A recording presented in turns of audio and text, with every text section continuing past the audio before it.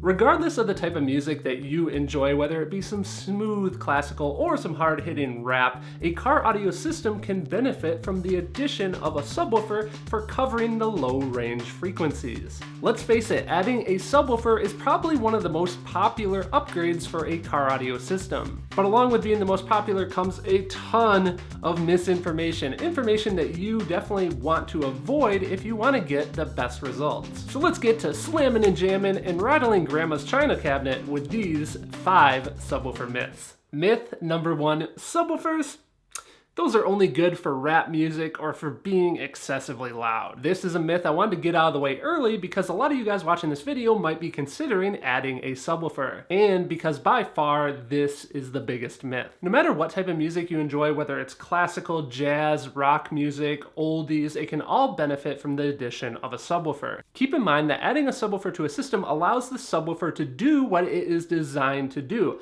play the low range frequencies of our music, and this frees up the speakers to play what they're designed to do. They no longer have to be playing that bass information. The less that we have to rely on our smaller speakers to play bass, the better. Smaller speakers aren't designed to play bass, so they're not going to distort as much if we're not sending that bass to them, and they're going to sound much more clear. While we're on this topic, a side myth is that adding a subwoofer is going to make my car shake apart. This obviously can be the case if you have a system that has thousands and thousands of watts for the subwoofers, but if you're just adding a 300 watt or less subwoofer, you're definitely going to have a noticeable improvement in the sound, but it's not even going to come close to rattling your car apart. And if you do have a little bit of a rattle, it's nothing that can't be solved with a little sweet, sweet, juicy sound treatment action. Mito numero dos. You guys like that? I've been working on my Spanish. Myth number 2 is if you want to be twice as loud, you just double the amount of subwoofers.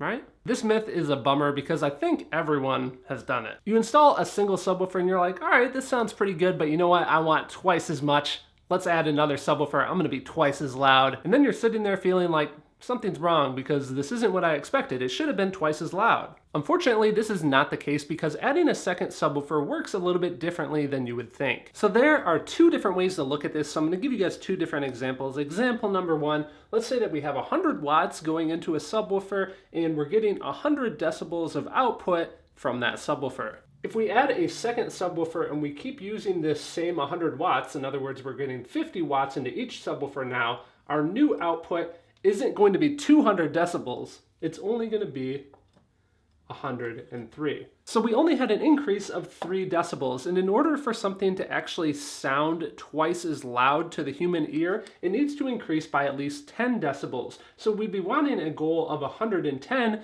dB if our goal is to sound twice as loud. This is why for loud SPL systems, going from 150 dB up to 160 dB can sound absolutely incredible.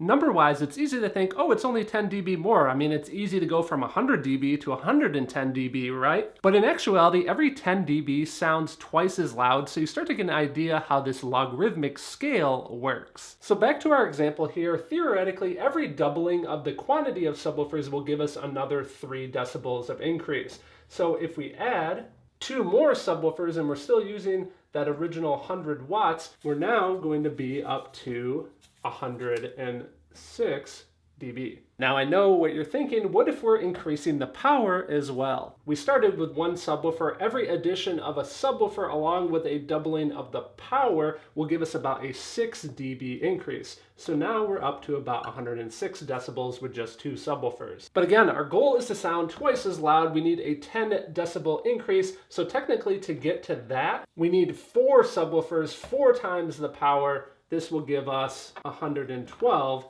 dB. So to have the perception of doubling our output, we literally need 4 times as many subwoofers, 4 times as much power. So as you can see, if your goal is to sound twice as loud, you need to do substantially more work than just adding a second subwoofer. Coming up next, myth number 3, smaller subwoofers are for sound quality and sound better than larger subwoofers. So if you've ever researched what subwoofer size you should add to your vehicle, you have undoubtedly heard this myth. I have to admit, I hear it endlessly. Oh, you listen to rock music? Well, then you want like an 8 or a 10. Oh, you listen to rap music? You should definitely get a 15 or an 18.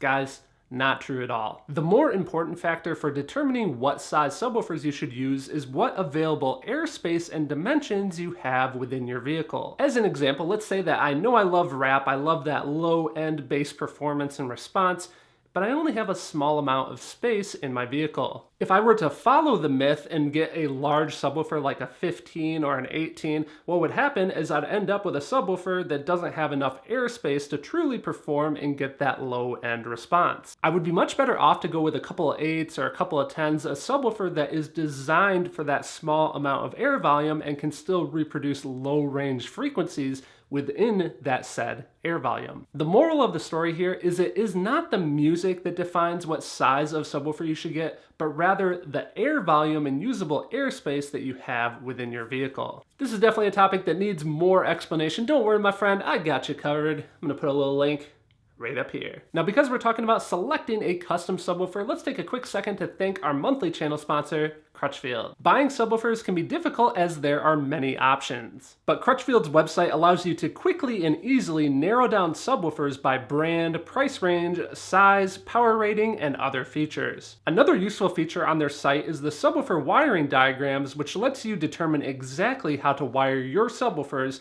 based on your amplifier, how many subwoofers, and how many voice coils. They were cool enough to not only sponsor this video, but to also hook us up and give us a special CarAudioFabrication fan-only offer. You can check out details to that at the link down in the video description or here on screen. Myth number 4, you can blow a subwoofer by underpowering it. This is another one that I hear all the time. Make sure you give that 500 watt RMS rated subwoofer 500 watts RMS or you're gonna blow it. Guys, let's stop for a second and think about this one. If that was the case, literally every time you turn down the volume, you'd be blowing that subwoofer. This myth, simply not true at all, but I do know where it comes from. What happens is people will take a power-hungry subwoofer, let's say that it's rated at like 1,000 watts RMS, and then they'll take an amplifier that's only rated at like 500 watts RMS, and they'll think, well, my subwoofer can handle a lot more power than my amplifier is putting out, so you know what, I'm just gonna fully maximize that gain, I'm just gonna crank it, no problem. When you maximize the gain control on an amplifier, odds are that you're introducing distortion into the system and clipping the signal. If you were to use an oscilloscope, which is a tool that allows us to see the waveform of the signal, a nice normal sine wave would look like this. But when you crank the gain, we end up with what is a square wave signal. You can see that the top and bottom of the waveform has been clipped off. That's why we call it clipping. And what happens is the subwoofer is mimicking this movement. So with the blue line, that's a nice sounding subwoofer wave. But with this clipped signal, what happens is the subwoofer raises, it's going to sit there and cook with that power for microseconds, but it is a period of time. And then it's going to come down, it's going to sit there and cook and not have its proper cooling capabilities. And what happens is since you're clipping the heck out of that subwoofer, you're going to end up blowing it. The other thing that's really important is you need to properly tune your amplifier that's going to be powering your subwoofer. If you want to learn how to tune an amplifier, check out this video here. Myth number 5, a subwoofer sounds good in any subwoofer box as long as it fits. And if you want to go ported, just cut a hole in it. These statements are very, very wrong, and in my opinion, one of the biggest problems plaguing subwoofer installs. We're all guilty of this. I did it when I first started getting into car audio. We spend so much time and effort researching all the features of a subwoofer and comparing all these different subwoofers, the power, and choosing which subwoofer we want.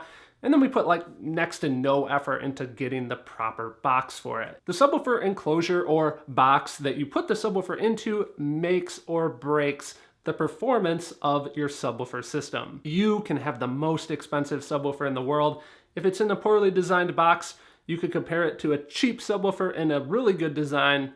That cheap subwoofer is going to sound a lot better. Subwoofer enclosure design, that's a whole nother huge topic to get into, but I do have a few quick tips. First off, taking a look at the manufacturer's recommended air volume is a great starting point, especially with reputable manufacturers who've done testing on their subwoofers. Another valuable tip, the first thing that you should do when you're planning a subwoofer system is bust out the tape measure and measure your approximate air volume, because that's going to be your guideline like we talked about earlier for picking a subwoofer. You want to find a subwoofer that can work within your air volume as opposed to just buying a sub because it looks cool and it has all these features and then you find out that it really wasn't a good choice because it's not really gonna fit. So I wanna hear from you. What other misinformation is there about subwoofers? I'm gonna be checking in and reading what you guys have to say. I have a couple different projects that I'm currently working on right now where I'm making video build logs here on the channel. If you guys wanna see more of those videos, I'd love to have you as a subscriber. A special thanks to Crutchfield for being a monthly channel sponsor. Next time you're in the market for subwoofers, definitely check out their website at the link down below or here on screen. Also, thank you to Anthony, Bernard, John, Brian, Thomas, Jeremy, Doug, Steve, Emmanuel, Jerry, and the rest of the Patreon membership team. A big thanks to everyone for making these videos possible.